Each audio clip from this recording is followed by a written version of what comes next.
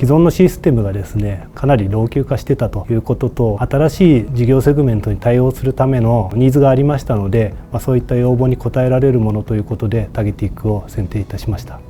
実績が確定した後に非常に多くのデータを Excel で組み替えるという作業をしていました。ですが本来したい仕事は出た結果を見ての分析、内容の確認というところに時間を割きたいと思っており、できるだけその作業を簡単にできるようなシステムの導入を考えておりました。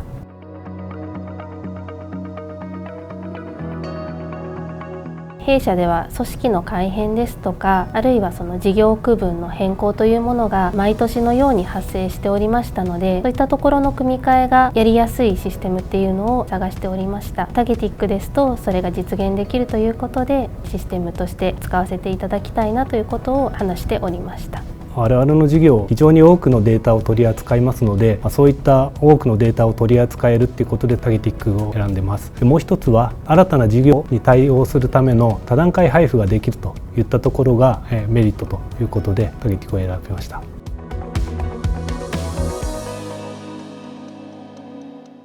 データを手作業で集計するなどして工数がかかっていましたので、そこを削減することができました。また予算策定においても今までシステム外で Excel を使って作業をしておりましたので、今回タゲティックを導入することによって何回も繰り返し行われる予算にも対応することができるようになりました。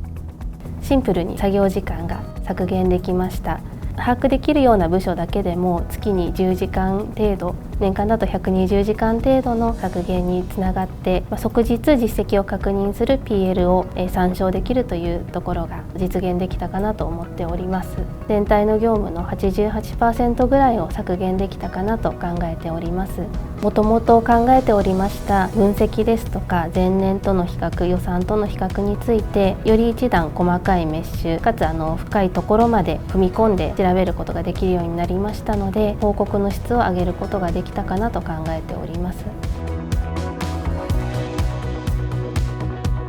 実績の数字を出すという点では確実化もできましたし、シンプルにもできましたので、それを活用してより会社の皆さんに会社の採算状況を知っていただくという、見える化のフェーズに入っていければ有用なシステムとして活用できるかなと考えております。今回は損益計算書 PL の部分をタゲティックに連携したんですけれども、今後はバランスシートについてもタゲティックに展開して味の素グループの連結レポートにも寄与できるような形に進めていきたいなと思っています。さらには新たな事業展開も今後可能性がありますので、そういった事業展開の中での配布ができるような機能も備えられればいいかなと思っています。